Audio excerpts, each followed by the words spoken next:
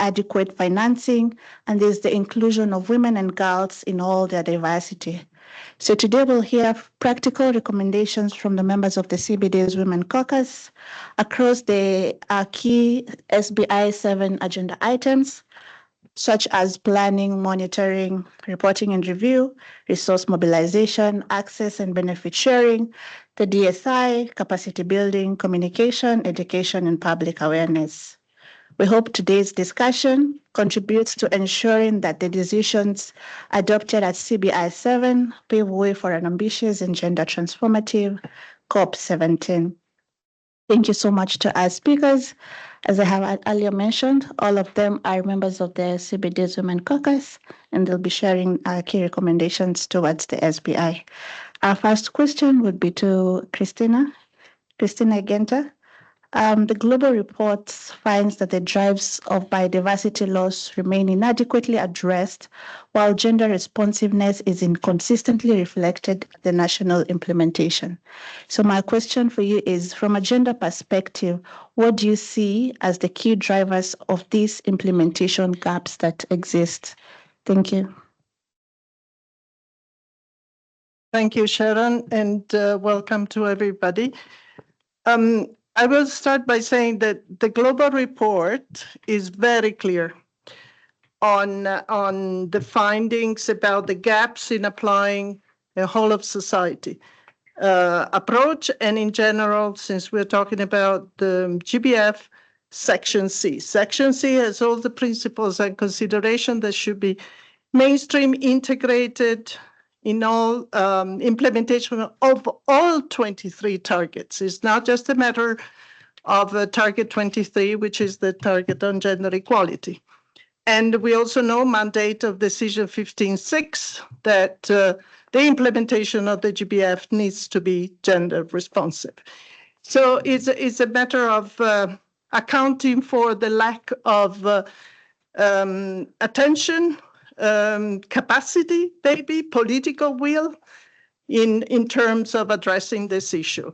But if we take seriously the findings of the global report, and we now in the phase of the global review, what we need to see happen is that these gaps are going to be addressed. And the key one for us is about whole of society.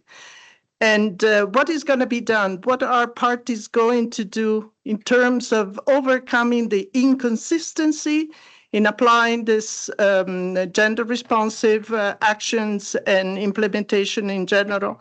What they're going to be doing in terms of advancing and progressing women's rights, empowerment, and leadership in GBF? What can be done in terms of recognizing solutions?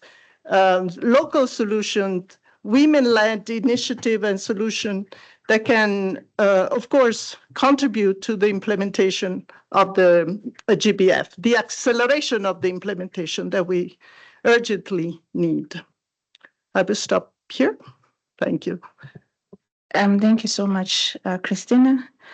Echoing that there are gaps and there is a need to have a whole of society approach and the integration of Section C towards the implementation of the GBF. My next question is to Najma.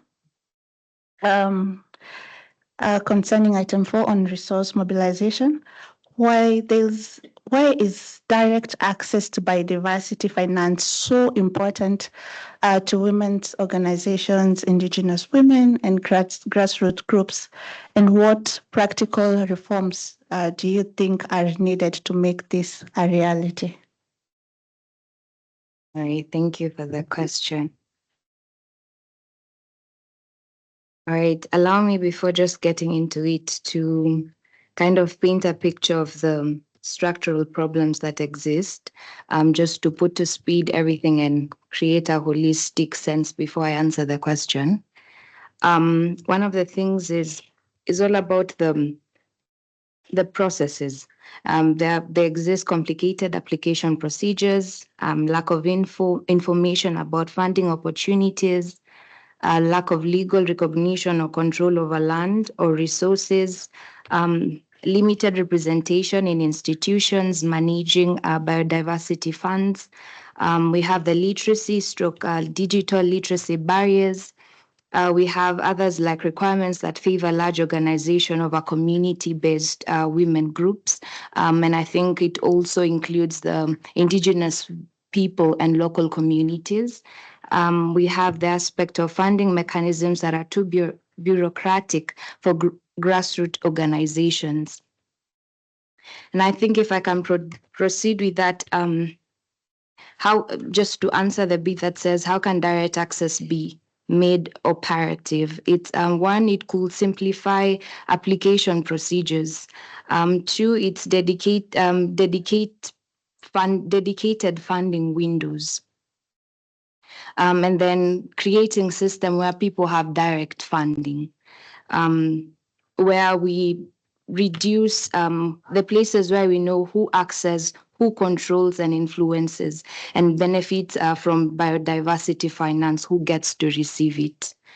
And then we have the conversation about capacity building. Because one of the realities is direct access does not necessarily mean meaningful, isn't meaningful if organizations are handed a complicated application. We need a holistic view on all facets, that you get the funding, you know what exactly to do with the funding, and then there's the follow-up procedures to create a holistic view. And then women's participation in government is also very important. Yes, and then the other aspect is accountability and tracking. Yes, thank you. Thank you so much, Najma, for reiterating that there exist structural barriers that need to be simplified and create a dedicated funding to women organizations, women groups, and also indigenous peoples. My next question is to Eda. Under item 7 on the Nagoya Protocol. So my question is, community protocols play an important role in ensuring that there is equitable access and benefit sharing, while also recognizing the roles women play and the traditional knowledge that they bring. My question is, what risks arise when parties fail to develop and implement these protocols? What risks arise when parties fail to develop and implement protocols that are important in ensuring that there is equitable access and benefit sharing while recognizing the roles of women? Thank you, Dan. We are here facing something that is very controversial in many arenas, because it's access and benefit sharing. But under Nagoya Protocol, it is linked with traditional knowledge. And traditional knowledge is traditional knowledge that is women-led, because women are custodians, are transmitters, and are guardians of this traditional knowledge. So women are in the epicenter of the Nagoya Protocol. Now, when the Nagoya Protocol was adopted and all the following negotiations on Nagoya Protocol, the question that prevails is, how can we reach these communities? How can we reach these indigenous peoples that have this knowledge, or local communities that have this knowledge, the traditional knowledge? It is very difficult. It is very difficult, so we do not know how to share benefits. No? But as always, or as very often, the answer comes from the community, from the people. Don't worry, we will tell you how. So the community protocols were starting to be developed.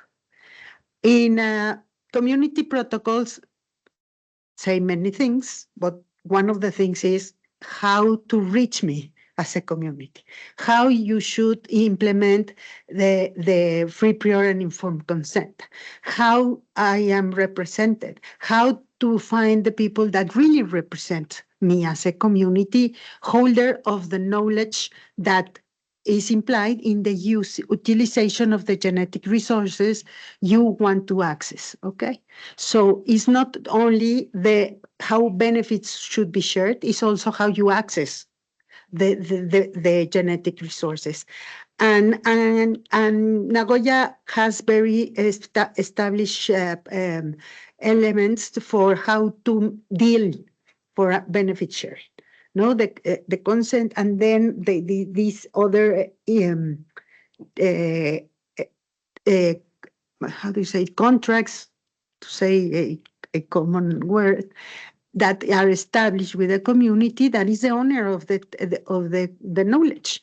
So it's de facto reflecting the respect for indigenous rights. But now we are facing this in this SBI-7. The agenda item is about the report of how parties are implementing the Nagoya Protocol. And parties are not mentioning the community protocols. Well, what's happening?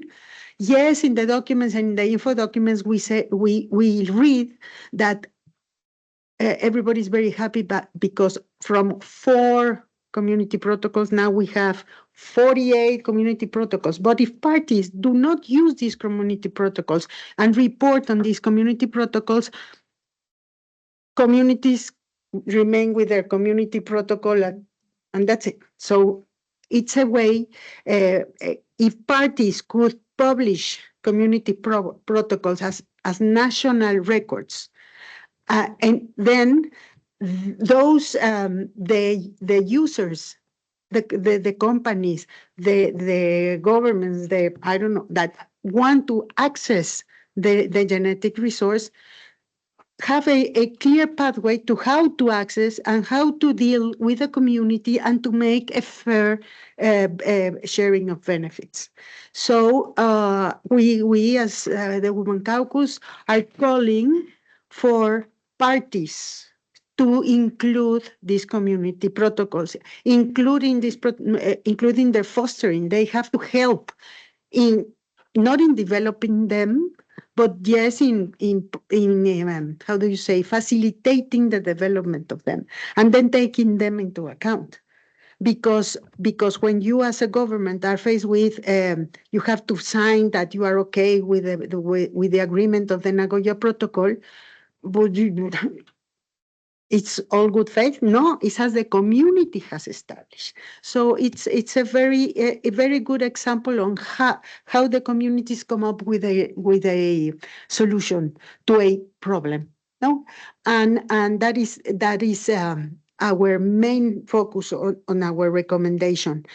Also, we don't want to continue stalling the processes that need to be decided by a COP. So we don't want the recommendation to go to COP by inviting parties. We want the COP to urge parties to implement, to use, to foster the development of community protocols. And obviously, we insist always that it has to be explicitly mentioned women and youth.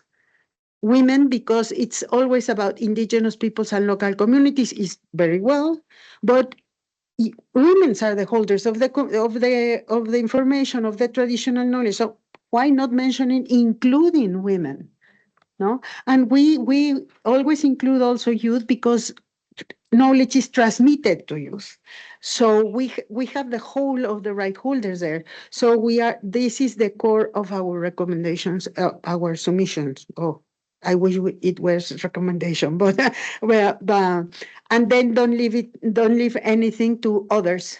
Parties should make a very concrete message in this decision. Thank you very much. Thank you so much, Eda. That is very well said. That parties are urged, the caucus urges parties.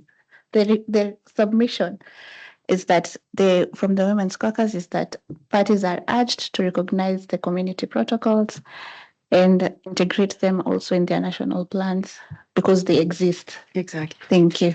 So leading to that, we are going to discuss the capacity building from Timothy Boyer on under item 10. So how can technical and scientific cooperation mechanisms, including regional and sub-regional centers, become genuinely gender responsive and support women's leadership in biodiversity implementation? Okay, thank you for the question. So the implementation of Article 10, it has to integrate certain aspects such as agenda and a human rights-based approach. And we cannot do this without the guidance of, let's say, Article 8J of the Convention, Target 22 and 23. And I think that this is something that is very, very important because women, indigenous people, and even youth, they are the ones who sometimes hold this knowledge, especially indigenous communities. So I think that there are three ways to do this. First of all is through strengthening the partnerships to accelerate implementation. As the caucus, we think that partnerships should focus on co-creation, mutual respect, and shared decision making, not just one-way knowledge transfers. Because indigenous communities, they hold knowledge that they have been passing on from generation to generation. So these partnerships must include the indigenous communities. And while mobilizing for resources, they must reach people who for centuries have been transferring this knowledge from one generation to another. And also they have been protecting biodiversity on the ground. And so resource mobilization should focus particularly on indigenous-led initiatives and women's organizations.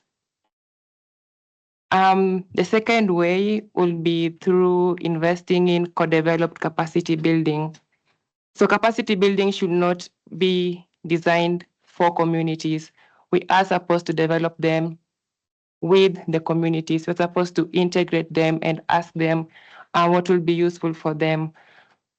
And they need to be able to self-identify what kind of support that they need. Another way will be through mainstreaming agenda and right-based approach. So, like I said before, gender equality and human rights are very, very important, but they're not here just to make it fair, but also to make it effective. It's fair plus also effective. So every aspect of the technical and scientific cooperation mechanism should integrate a gender responsive and rights-based approach from governance structures all the way to implementation and monitoring. So throughout all the process from designing to implementation, we have to include indigenous people, women, and youth through that process. So when rates are protected, biodiversity outcomes will definitely improve. So my message will be that the biodiversity crisis cannot be solved without the people who have protected and preserved these ecosystems for generations. They have to be included from every stage, from stage 1 all the way to the last. Thank you. Thank you so much, Timothy, in echoing that women, girls, youth are not just beneficiaries, they are also right holders to some of these processes, and they should be included from the inception. My next question would be to Shruti. Under item 13 on communication, my question is the proposed gender plan of action for education on biodiversity seeks to reach all learners. What practical steps are needed to ensure there's gender equality, there's justice, and there's fully embedded embedment throughout the plan, and the rural, indigenous, and underdeserved communities are not left out. So how do you ensure gender equality and justice throughout the process? Thanks, Sharon. Just starting with reflecting on something that within the caucus in today's strategy meeting, we were discussing some of the learnings that we got from our grandmothers and mothers. From Mexico, they were shared on how to deal with migraines, something to do with like how to ensure that taking care of yourself. Not and from mountains in Italy were shared about like how you shouldn't sit next to a glass. If the sun rays from a glass you cannot soak in because it's kind of unhealthy, or that's something that came from their grandmothers and mothers. So this kind of education often gets left out when we talk about formal education systems, and that's exactly what when we talk about gender equality being embedded within the global plan of action for education for biodiversity. I'm just going to keep it as global plan moving forward. It cannot be treated as a standalone principle, and it needs to be there throughout the plan, from its objectives to priority action to implementation, financing, monitoring, and evaluation. This means, again, women are not simply beneficiaries of biodiversity education, but as rights holders, knowledge holders, educators, and leaders. And biodiversity education should actively challenge gender barriers, value women's knowledge, and create equal opportunities for participation and leadership. At the same time, the plan must be implemented in partnership with Indigenous people, local communities, women, and youth, which means that learning approaches should reflect these traditional knowledge I just quickly shared right now, but more, and also diverse learning systems and local realities, especially the local realities, while ensuring education reaches all of these stakeholders and rights holders, especially the women and girls among them, through formal, non-formal, and informal education, taking into especially taking into account the disproportionate impact of biodiversity loss on women. For example, you see a lot of feminization of agriculture. So those are the local realities. You also know that there are a lot of young girls being dropped from schools because they have to travel further and further to fetch water for their own households. So these are the local realities that often deprive them of education and informal education. So that needs to be considered. Gender just approach also requires addressing the structural barriers that prevent, which is what I'm saying, which prevent women and girls from accessing education and decision making, including for resources, technology, information, and leadership opportunities. And finally, accountability is essential. So we need monitoring systems that go beyond counting activities to measuring equity and inclusion. This includes collecting sex disaggregated data and gender disaggregated data to assess who is participating, who is benefiting, who is leading, and whose knowledge is shaping biodiversity education. So ultimately, investing in gender responsive biodiversity education is not about fairness, it strengthens conservation outcomes. So when women, alongside Indigenous people, local communities, and youth have equitable access to knowledge, resources, leadership opportunities, biodiversity governance become more inclusive, effective, and sustainable. Thank you. Thank you so much, Shruti. Again, echoing that there are structural and historical barriers towards the implementation of a gender responsive GBFF. And as such, also, there is need to have data that is sex disaggregated data and gender disaggregated data to just reflect what is happening at the community level. My last question to our panel, Sharon, is many parties recognize the importance of equitable benefit sharing under the DSI mechanism. How can implementation ensure that women scientists, Indigenous women, and women-led community organizations are not left behind in the implementation process also? Thank you. Thank you, Sharon, and thank you to everyone here. To answer that question, I'll say in that line, as Shruti has said, just remembered of also my grandmother who knows different medicines to different diseases, even modern right now. But these are plants that she used from those indigenous plants. I mean, she knows how to develop or how to cure fibroids using a plant that she knows somewhere. So she's going to share this information. It's going to be extracted, uploaded to the DCI, to the DSI, sorry, and it's later going to be used to develop these medicines. So how am I going to ensure that her as an indigenous woman is going to benefit or gain interest from these mechanisms that are going to be implemented, and just ensuring that we make them part of this process. Just ensuring that there's inclusivity. Ensures like it's a deliberate action. I mean, this capacity building that we keep on talking about is supposed to reach these indigenous women, these scientific women.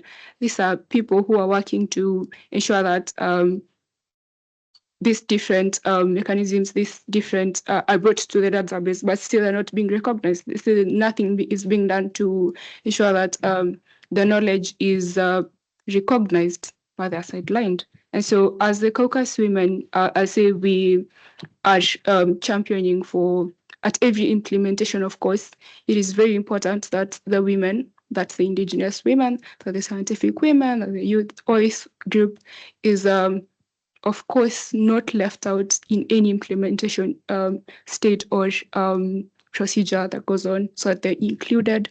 These capacity building programs designed for them are going to get to them.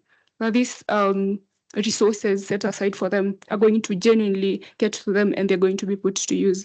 And that finally, after the report is submitted, that there's monitoring that has been done. Now the report is going to assess whether these benefits that were given to them, shared to them, have been equitably distributed across these different groups.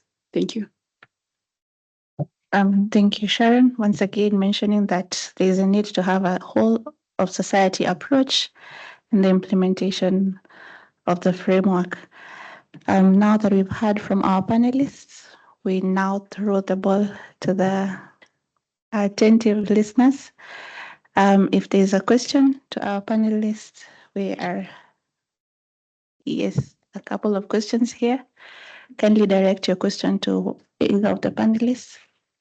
We can take 3 questions and then the panelists will answer. Thank you. Thank you very much. Good afternoon, good evening. Oh, no, it's still good afternoon. My name is Josephine Watibo from the Gender and Equality Commission and also the UNFCCC Disability Focal Point. And my question still remains. I know Shruti is actually just smiling because she knows what I'm about to ask. We're talking about all of these things, we're talking about implementation, but where are persons with disability in this whole conversation? Because I have been in this conference from last week and I'm still here. I mean, the participation of persons with disabilities is very minimal or low, and all the texts are just reading women, youth, local communities, indigenous people. And I'm just saying that, I'm just reiterating the fact that there are 1.6 billion persons with disability in the world. That is equivalent to a continent. So where are we placing them in this whole conversation? You know, even in implementation of the Nagoya Protocol, where are they and what are the plans and how can we be involved? Because I am a person with disability and we want to be involved. So we want to know how can we get involved in the process because we don't want to be left behind. This is an issue that is affecting all of us and, you know, having a solution would be perfect. So, yeah, thank you. Thank you so much. We can take another 2 questions and then the panelists will take it over. Thank you so much to the entire panel. My name is Christine Karanja from the IUNCBD Research and World Food Forum Kenya and IFAO. My question is more so, what role can citizen science and digital technologies help us, even as we try and capture all this indigenous knowledge so that it becomes the bridge? And other examples of such. The second one is where transboundary knowledge is shared, what are the ways to mitigate such ownership? For instance, we share ethnic groups like these Maasais in Kenya versus Maasais in, so how is this indigenous knowledge protected? Thank you. One more question, then I'll throw it to the panel. Thank you.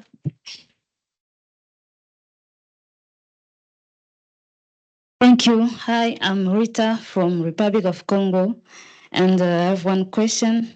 We are here in SBI, and maybe you have a position to advocate in a COP in Armenia, and you have many proposals. Yes, I want to know, among all indicators or mechanisms, can you name one of the key mechanisms that SBI should adopt to measure whether biodiversity actions benefit women and girls? Thank you.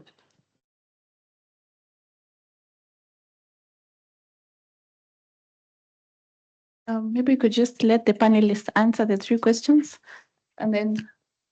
All right. The first question is with regards to the persons with disabilities. In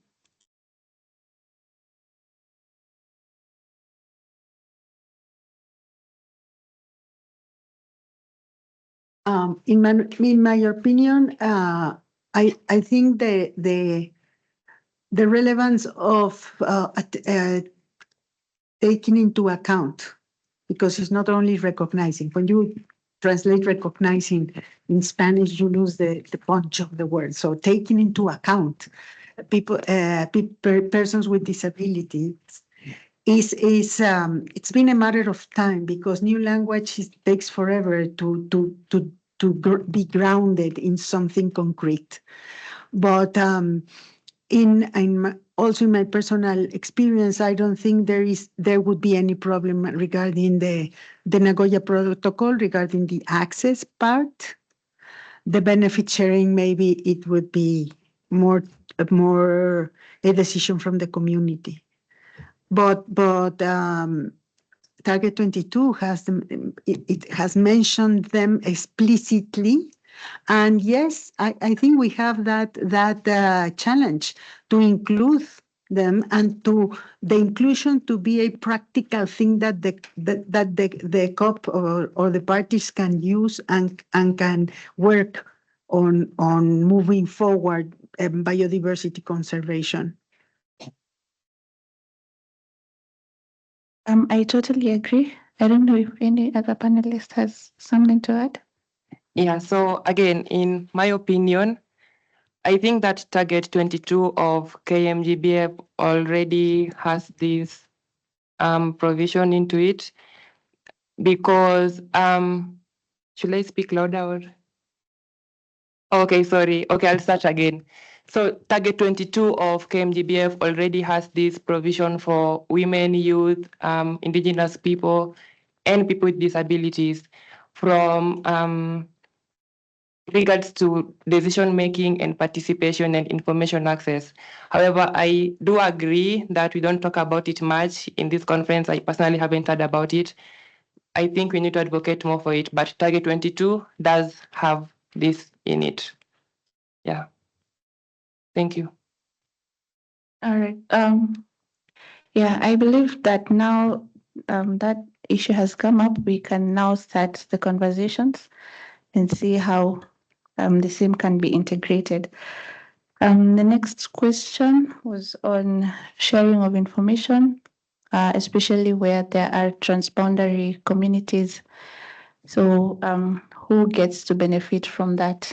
Or are there clear mechanisms directed towards different communities having sort of similar information. If you are,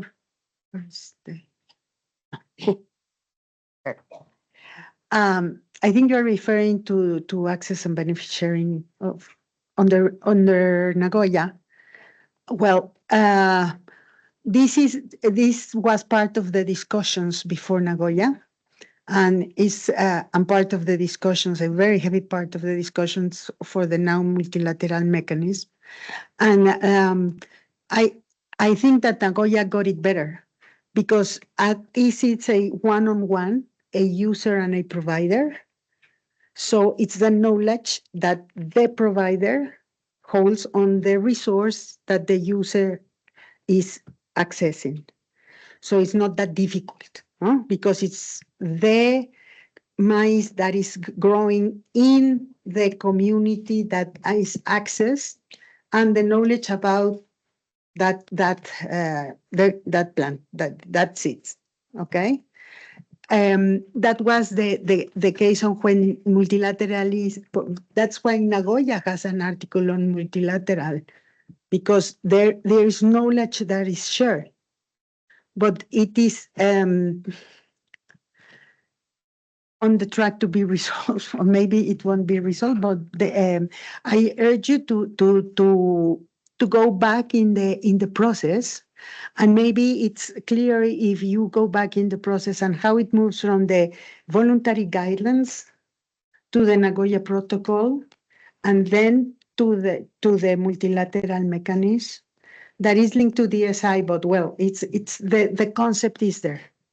No, how you decide who should get the benefits if it is shared information? There is no answer yet. And sorry, I believe she asked what role will science and digital technologies play as well? Yeah, I think I have an answer to that, probably. I think they can, well, they have very many opportunities to strengthen the biodiversity conservation. This is a conversation that we need to hold more often. That I mean, they can use this, I say, mobile applications, to digital mappings to bring out this knowledge into the community database to monitor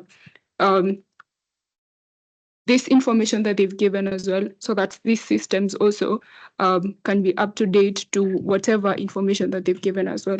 However, I believe that this technology should empower communities and not exploit them in that case. And so I believe that this indigenous knowledge still belongs to the people, to the communities, and therefore, like any documentation or sharing must be respect-free. I mean, it must be with informed consent, and whatever benefits it's going to bring to the scientists is still going to go back to the community. Thank you. Okay, thank you so much, Sharon. Thank you, Eda, for answering the questions. The next question was on key mechanisms that SBI should adopt to ensure there is inclusivity of women and girls as we are gearing towards COP17.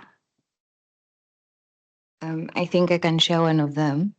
Earlier, I alluded to mentioning about the lack of, on the structural barriers. There are two things I mentioned, the lack of information about funding opportunities and the complicated application procedures.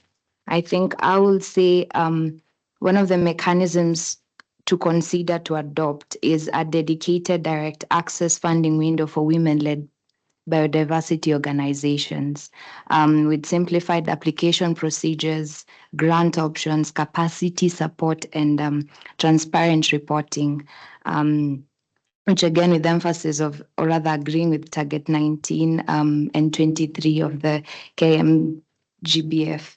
And so, yes, which will also ensure the biodiversity finance is both more effective and equitable in delivering the goals that are stated in the same KMGBF. Thank you. All right, thank you. Najma, any other panelists would like to take it up? Yeah, Christina. Yes, very briefly to complement what Najma was saying, but the point is that we don't need extra mechanisms. We need to implement the GBF, and it's clear in the targets, it's clear in the section C and those considerations. So if it fully applied, fully implemented, inclusivity is there, gender responsiveness is there. It's not happening. Those are the gaps and barriers or challenges that we need to face. But the GBF, the framework itself is already ambitious. Let's see how implementation can be more ambitious. Thank you, Christina. Yes, Shruti. Just complementing to what Christina and Sharon Najma has just shared, is that, and this is something going on to what I think DRC said about moving from desire to action. And we are now at an implementation level. And this is where we start holding our national governments accountable for what has been envisioned and agreed upon and adopted under the framework, which has rights-based language, which has gender consideration. And we keep reminding at sub-regional, regional, national level that your NDSAPs, your national reports do not reflect any of this. What are we doing? How do we move from here? And also the global review already says there are major gaps. So then go hold our countries accountable and be like, what are we going to do about it? How are we going to address this? Why are there still gaps? How do we move from this desire to action to be able to fulfill these gender considerations? So I think that's the next step, and that's what essentially the caucus is also going to be holding on for COP17. Thank you so much, panelists. Maybe just two last questions before we close.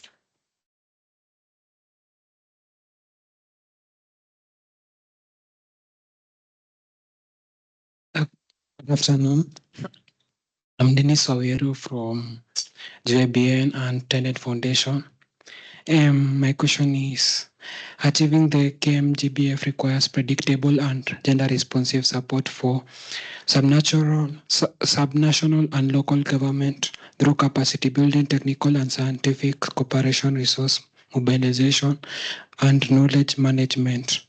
What is currently preventing the support from reaching the grassroots levels? All right, another question. Okay. Thank you so much to the presenters. I think for me it's not much of a question, but because I got the answers to some questions as to why is it that the national governments or the parties have already incorporated gender considerations, but yet still there are many gaps. But I would like to make a suggestion that there are certain, like for example, in Kenya, we have the National Gender and Equality Commission, which is the champion for gender equality in the country. So if the parties, they are the oversight of the parties. So if such exists in the different countries that we come from, I think the civil society can reach out to them and there will be a lot of considerations and oversight of gender considerations in the national plans. Thank you. One more question, since that was more of a...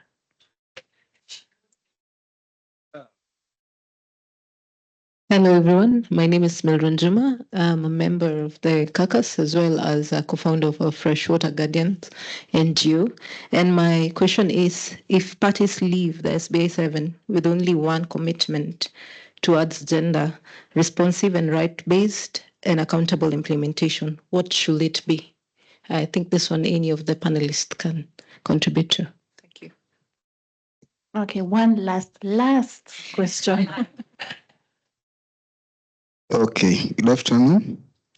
My name is Abram Juma, working for Women Reducing Adolescent Pregnancy or RAP organization in Mombasa County. So my question is, what practical mechanisms are available for grassroots organizations like RAP to participate in implementing the Nagoya Protocol and ensuring that the local community receive fair and equitable benefits from the use of their genetic resources and traditional knowledge? Thank you so much. Maybe, is there any question any particular panelist would like to answer? Is this the Nagoya Protocol? Is the one commitment from parties? Okay, yeah. I'll probably start with the question that Dennis asked. I mean, he asked about achieving the KMGBF requires predictable and gender responsive support for subnational and local governments. So he asked what is currently preventing the support from reaching the grassroots. And I start by saying that I do not really think the challenge is a lack of the commitment. It's that we have gaps in implementation. And first of all, financing will often remain to be concentrated at the national levels, and it does not trickle down to the county level. So there's a gap between the national government and the local government in these implementation things. And I mean, the IPL says that the municipalities, the women organization, such as Milgen's organization. I mean, there's a lack of communication. There's a gap between the national government and these organizations. And so, I mean, if we address this gap, I mean, implementation will be very easy. I mean, the capacity building gaps that are in between here. I mean, if the national government will coordinate with the local government, with this organization, with these indigenous women, then I do not necessarily think that we will have a problem in that. Thank you. Thank you, Sharon. Anybody else who would like to answer that? Najma. Okay. I think just to agree with what Sharon has answered, because that's basically what I was saying from the beginning. The aspect where if the structural barriers really prevent the equitable access to resources and how it is trickling down to maybe the needed organizations or local communities, indigenous people, women and youth.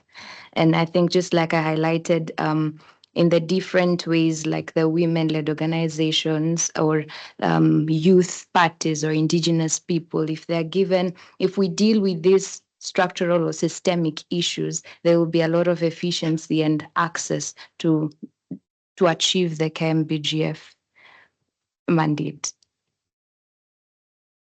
Okay, so I'm just going to add a little bit into that. So we can all agree that to implement something, we need funding.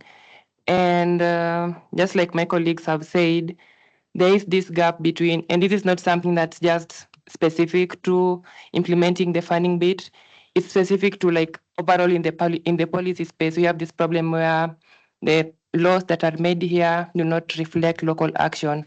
So I would say that particularly as the CBD Women's Caucus during this conference, we are advocating for connecting organizations which are women-led, led by indigenous communities, to institutions which mobilize resources. So that's something that we are actively involved in. We are recommending for the convention to do that. So yeah, I would say we are already working on it as well. Thank you. The other question was on practical opportunities at the ground level for the grassroots organizations, maybe to benefit from such.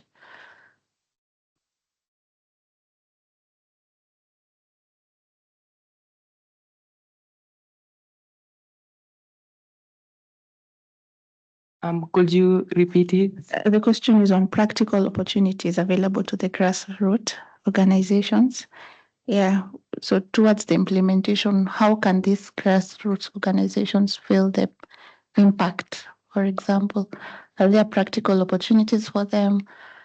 While acknowledging there are still gaps, what opportunities are available for grassroots organizations for women and girl-led organizations? Yeah, sure.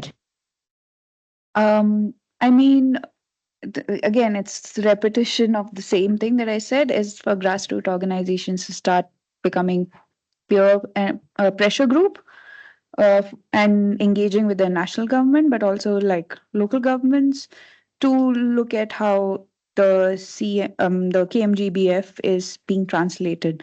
This means going back and reviewing your NBSAP. And if you're not included in the consultations when they were being reviewed, then ask for how is it being implemented.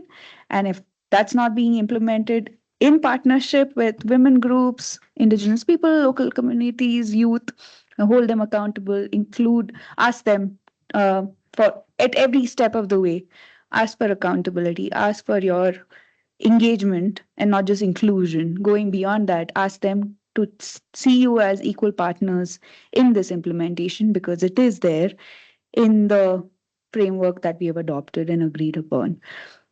So this comes down to the same thing. You have your national focal points, you have your gender and biodiversity focal points. So please look within each of your countries who they are, start those conversations with them, see how you can build these partnerships and support. And that's essentially how grassroots organizations can engage at a national level. Okay, as we are closing, maybe 30 seconds each, one commitment to the parties as we gear up towards. Okay, maybe you can answer it.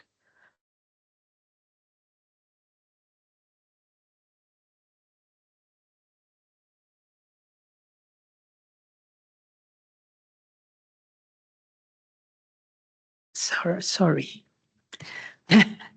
I can comment on funds.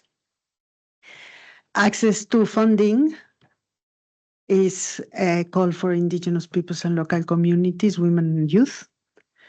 And we have two elements. One is direct funding, and the other is direct access to funding. No? There are programs of the big funds, in multilateral funds. There are programs that are that enable direct funding to indigenous peoples, local communities, and women and youth within those communities. But there is always an intermediary, at least one intermediary, because these multilateral funds are designed, are decided, are negotiated by parties. So they are focused on supporting governments. But these big funds put relatively less amounts of money on these special programs. They call them programs. So we have the small grant programs of the JEF that provide us up to $300,000 for projects that are supposedly led by indigenous peoples, but you have an intermediary led there. So you can partner or participate, or when you know about that, but you raise your hand and say, I want to participate in this project. And other is the ICI, that I think Cristina has fresher information on that has risen from $25 million to $100 million now in the last JEF assembly. And it is designed to reach, for resources to reach the ground, no? But there is always an intermediary in between, because of the processes, the design of the policies and processes of the JEF itself. of the Global Environmental Facility. So one of the things we are trying to do here is to call for the COP to change these processes, but it is a very long way. That's it. Okay. Thank you so much, Eda, for that clarification. Maybe, is there a website that these opportunities are posted with regards to the funds? Yes, you see in the web page of the JEF, and then you go to programs. You have to look it because the JEF is very you have to have a lot of patience. We will try to share with all the links, but it is. No, it's not perfect. The small grant program, say a small grants program, SGP, and then you have we are the best and we are the greatest, and then you have to look to the requirements.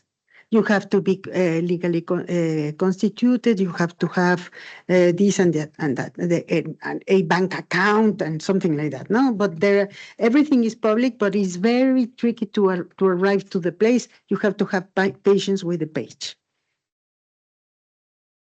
Thank you, Eda. Maybe one of the sessions going forward would be how to maneuver the websites and see how to access this. Yes, right? Yeah. yes. And we have been offered by the GBFF a capacity building for the Women Caucus, so maybe we can invite our members to this. We are in the very beginning, starting stages to design this capacity building on the GBFF, and we are going to be sharing the information. All right. Thank you so much, Eda.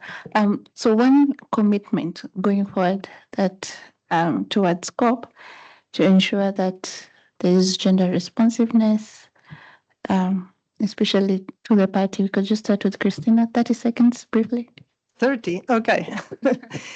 One simple thing, there is a global review process. There is also at COP17, the midterm review of the Gender Plan of Action. These are two separate decisions, but we want to see them together. For gender responsive implementation, we need to consider the findings and the outcomes of both integrated. Thank you. I say shouldn't be about just putting out activities and at the end of it saying who showed up, who didn't show up, what happened, how about a deeper follow-up, a deeper research later and see what benefit, what implementations, what key role did these things play to the community and to these people and to these women and girls. Thank you. Thank you, Najma. Okay. I believe just to ride on what they've said and my other members I've said as well is just to mention of the accountability mechanisms to ensure that you follow through when the opportunities are given and to ensure that you reap the benefits of the opportunity. And just to emphasize that concerning the money, just to say that access is not about receiving money. And there's the aspect where we must involve, or women must also have meaningful participation in government, in governance and allocation of biodiversity finance. Yeah. Thank you. Timothy? Okay, so for my 30 seconds, I'll say that I think that parties should move beyond technical, giving generic technical assistance to actually connecting these communities and grassroots organizations to resource mobilizing institutes and also promoting knowledge exchange, because I think there's also a knowledge gap that needs to be fixed. Yeah. Thank you. Eda?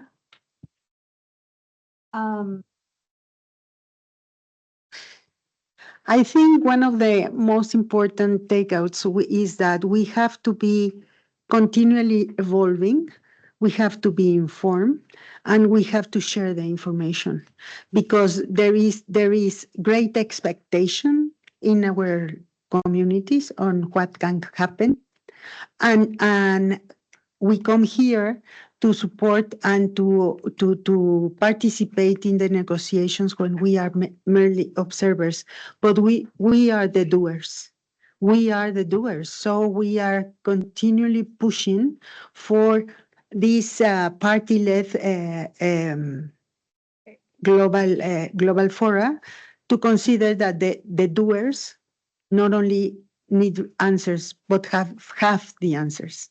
So we are also actors, and we want to be considered actors. There's a question on it. I think time is almost, yeah, should it 30 minutes? 30 seconds? No? Oh, just.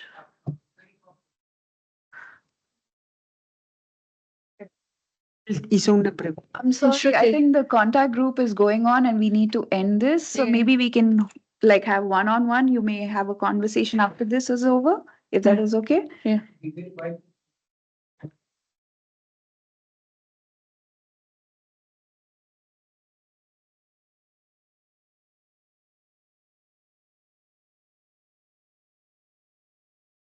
Information that I will, not basically because of the information that they provide, but because it will be a resource mobilization for them, and especially because of the biodiversity and including tools that I will not provide. And the IUC that I did. It was a bit because we were trying to reach you and it is not very comfort. So I don't want to go so far because I want to work with the women in marginalized areas on the biodiversity loss and conservation. We don't have impact because I was able to get part of it, but it would be vital information for me to provide when I'm providing a question of this kind. And especially because it's not very vital. Yeah. So sorry, I'm really sorry to cut you off at this point because it's already we are 7 minutes beyond the time that we were given, and the contact group is going on, and so many of us have to go back and follow the discussion. But please do write to one of us who are there or the people, and she can also sit, especially on the topic that you're addressing. But I'm so sorry that we will have to close it at this point. Yeah. Yes. How do you get it after I Noted. Noted. Yeah, Sharon has. Maybe just to close. All right, thank you, sir. We have the recommendations for the SBI from the Women's Caucus in case you'd like to have a look at them after the meeting. They are also published in our website. Thank you to the panelists. Thank you for all those who attended. See you once again. Bye.